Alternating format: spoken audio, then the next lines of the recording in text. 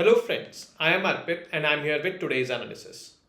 Today is 9th of March and we are going to cover three very important topics which are in news. The first is the UNNATI scheme, Uttar Poorva Transformative Industrialization scheme. This scheme is particularly for transforming industrialization in the northeastern region. Uttar Poorva here stands for Northeast. Does Northeast needs industries? Yes, definitely it needs industries because it has been devoid of industrial development for so many years. The second reason is that it is very much essential for the success of our Act East policy. Industries over there can supply materials to the Southeast Asian region, East Asian region, which are in proximity to the Northeast region. It will also be beneficial in suppressing insurgency because people will be diverted towards development as now they are diverted towards insurgency in certain pockets. So overall, it is going to be a very, very essential and beneficial scheme for the region. Next is the India AI mission. Now the cabinet has approved the India AI mission, although this is in draft stage right now. But yes, this mission deals with two aspects. One is the hardware, where all that data which will be stored, basically data centers, will be covered. And second is basically the AI technology which has to be developed. 10,000 crore outlay has been taken for this, and a certain portion of it will definitely go towards AI research and development.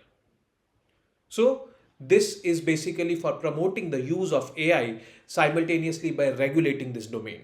The government is keeping in mind not to limit its scope but to expand its scope. Next is man-animal conflict.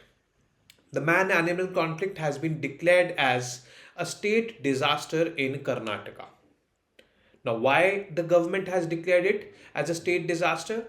It will be more easier to respond to certain kind of, disasters or certain kind of accidents which were delayed due to, its presence under the Wildlife Protection Act, where the chief wildlife warden was responsible for the responses.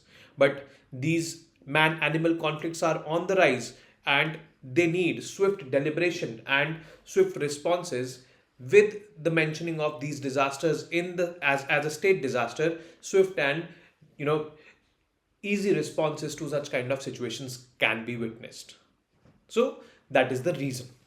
Now let us start with the first topic, that is Uttar Poorva Transformative Industrialization Scheme, that is UNNATI. Now the main thing about this scheme is the purpose of this scheme. This scheme is particularly focusing on the 8 northeastern states. 7 states in northeast like Arunachal Pradesh, Assam, Meghalaya, Mizoram, Manipur, Nagaland, Tripura and Sikkim. So all these states are in focus in this particular scheme. Obviously the reason is to bring in industrialization over there or industrial development over there. Is it important? Is it needed? Yes, it is important and needed. There might be a question which might be coming to your mind, that aren't these states full of Himalayas or which are ecologically fragile? Yes, they are, but there are certain pockets in these states which are plain areas where industrial development can happen, which can support industrial development. Industrial development will lead to employment generation, first of all, which will keep the people diverted away from insurgency. It will certainly lead to more prosperity of the region.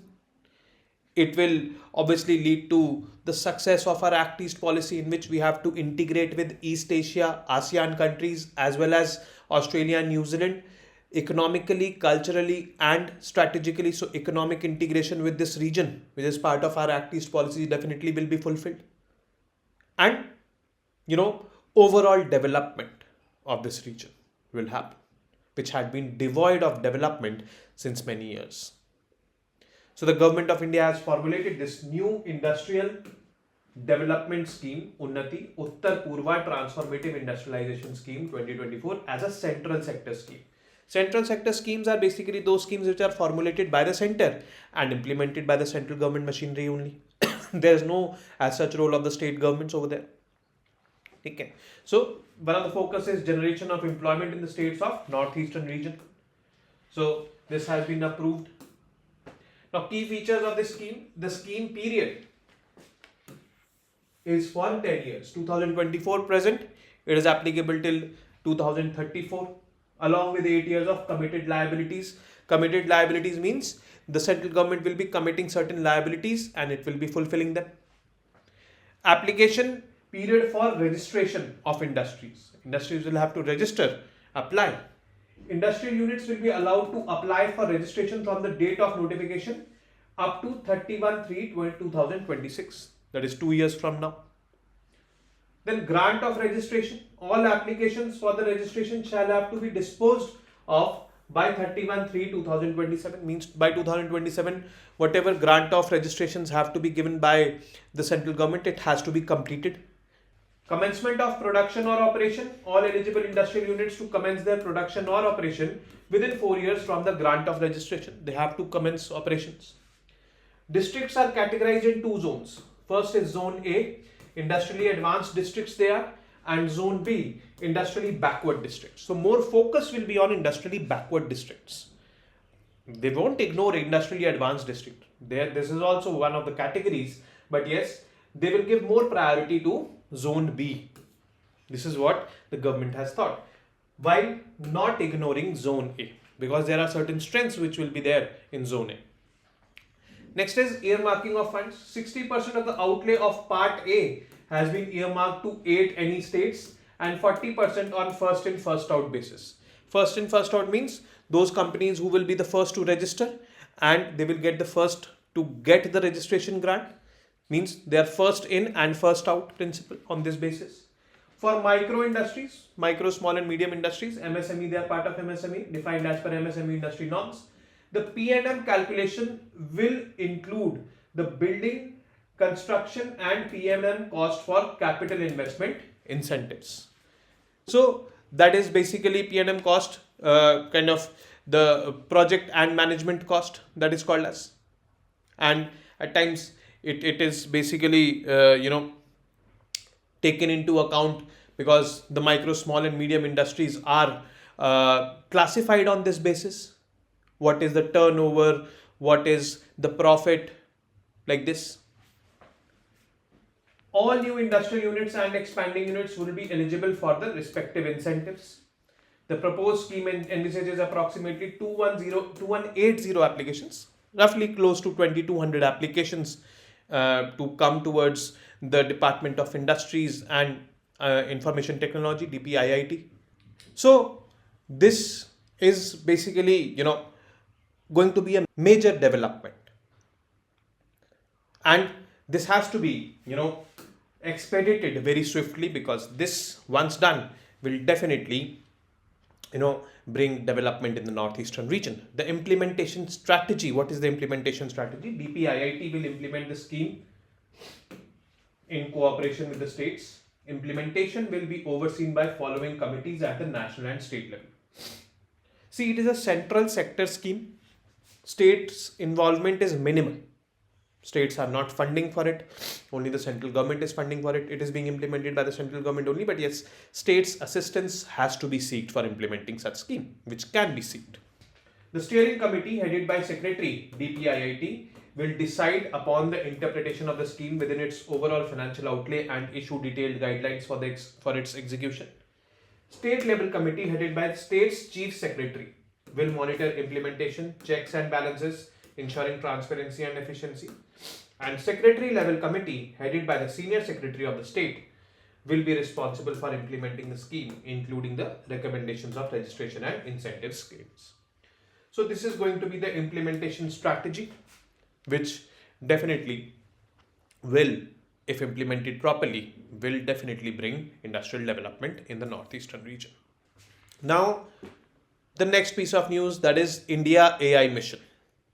India has made it is a kind of a first move where India has moved towards regulating or passing certain regulations for AI.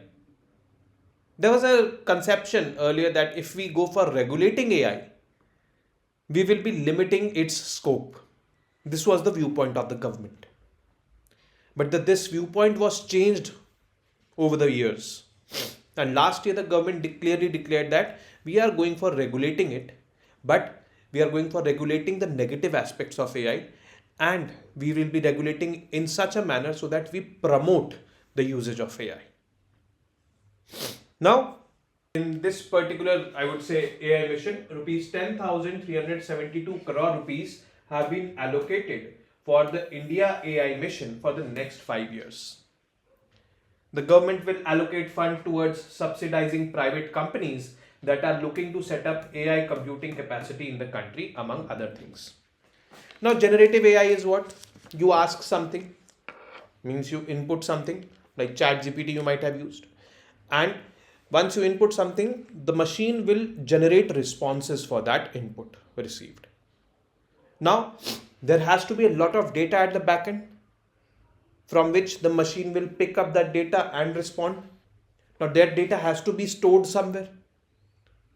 So, this particular India AI mission talks about two aspects. One is the data centers, that is hardware where that data will be stored, from where that data will be picked up by the machines. And second aspect of this India AI mission is how the machine will pick up that data and will present to us. That picking up of data should be more and more efficient. That is kind of a software part. So hardware, data centers, software, how the responses will be generated, both aspects are covered in this India AI mission. Now, features of this mission, together the proposals. Now, these proposals cover two of the most crucial elements of building large language models. The hardware means the data centers where the data will be stored, from where the data will be picked up by those machines. And second is access to high quality data sets. Those data sets should be of high quality. The responses which should be generated by the machines, that should be of high quality. That should not be of low quality, or that should not be factually wrong, or that should not lead to development of wrong perceptions, because these are certain drawbacks of AI. Now, this particular India AI plan is still a blueprint.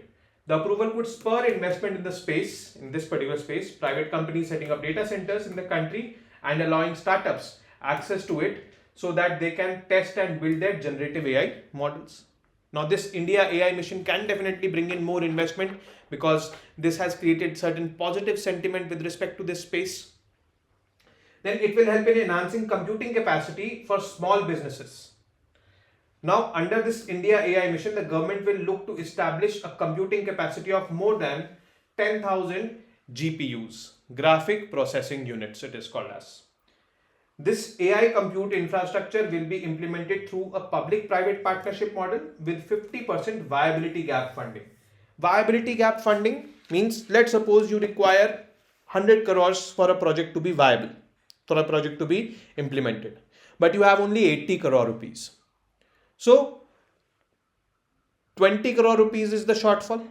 This 20 crore rupees, if you get funding of these 20 crore rupees, your project will be viable, your project will become viable. That 20 crore rupees can be provided as funding by the government. That is what is called as viability gap funding, to fund that gap which will make the project viable. So that kind of funding will also be given. It will also help develop foundational models with a capacity of more than 100 billion parameters trained on data sets covering major Indian languages for priority sectors like healthcare, agriculture and governance. So it will bring into account this element of indigenous languages as well. Next is the cabinet has approved the financing by government of deep tech startups. It talked about deep tech startups in this year's budget also. Around 2,000 crore rupees has been earmarked towards this deep tech startups. The government will also set up an India AI Innovation Research Center which will, initiate research and development in the AI domain. And around 2,000 crore rupees will be invested for this purpose. Talent will be picked up from the top engineering schools or colleges. Those who have done their MTech or PhDs, they will also be picked up. They will also be pitched for going for research and development in AI, and this fund has been earmarked 2000 crore rupees for research and development to make this more and more, I would say, efficient. And definitely research and development is needed. India is already lacking on research and development, so a good initiative, I would say. And the best part of this initiative is that it is not only focusing on the software part. Software part is to make those data sets more and more vibrant and efficient, to generate the responses which are generated, those should be more and more accurate by that machine. That is part of software. It is not only focusing on the software, it is also focusing on hardware. Hardware are data centers where that data will be stored. So it is basically complete end to end. And that is something which was required. The outlay 10,000 crore rupees may not sound much, but yes, the beginning has been done.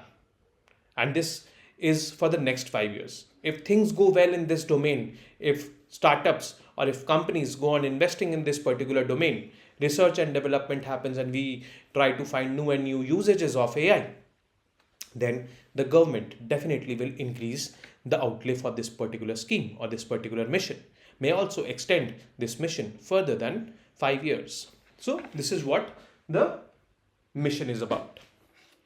Next is man-animal conflict. Man-animal conflicts are on the rise, especially in southern states. And these man-animal conflicts can be anything. Animal can trespass your agricultural fields, destroy your crop, come in conflict with the humans in doing so. And when they come in conflict with the humans, they can cause injuries to the humans, or they can even cause death of the humans. Now the relatives of those humans, they are angry about this. They demand either tranquilize the animals, kill them, or send them away. So these kind of rising demands were earlier addressed by the chief wildlife warden, which is only one position in the state.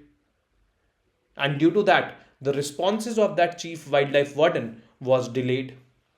Now, with the earmarking of man-animal conflict as a state-specific disaster, this delayed response by the chief wildlife warden would be addressed. Now, significance of this decision is, once this issue is declared as a state-specific disaster or a national disaster, the Disaster Management Authority can take quick decisions and actions overriding all other norms. Also, district collectors can directly intervene in their capacity as the chairman of district disaster body. Now, this particular man-animal conflict is there under the Wildlife Protection Act as of now. But since this has been declared as a state-specific disaster, it has come under the jurisdiction of the state government, the State Disaster Management Authority. State Disaster Management Authority is headed by the Chief Minister. Then the District Disaster Management Authority is under the State Disaster Management Authority, which is headed by the District Collector. And if you are experiencing this kind of man-animal conflict, you can directly approach the District Collector. Earlier, you had to approach the Chief Wildlife Warden. That was only one position in the state. To reach that Chief Wildlife Warden also, it was a tedious task. So, this is the case. Now, what has changed with this declaration? At present, managing man-animal conflict is the responsibility of Forest Department, which acts as per the Wildlife Protection Act. Now, Forest Department also, there is a position called as the Chief Wildlife Warden. Once the issue is declared as a state-specific disaster, the onus to deal with it shifts to the State Disaster Management Authority, which, powered by the Disaster Management Act, can take quicker and more decisive actions. Who are the stakeholders in Disaster Management Authority? As I already told you, Chief Minister is the ex officio chairman of this body. In the districts, the District Disaster Management Authority is headed by the District Collector, who is also the executive magistrate. Now, why the change has been initiated? Because there was a rise in the man-animal conflicts. And lives have been lost. So every time a life was lost to a man-animal conflict, there has been mounting chorus to tranquilize, capture or kill the animals responsible for this. At present, the Chief Wildlife Warden, there is only one such post in the state, is the only authority to take a call on a wild animal wreaking havoc in human settlement, due to which there was delayed responses or no responses.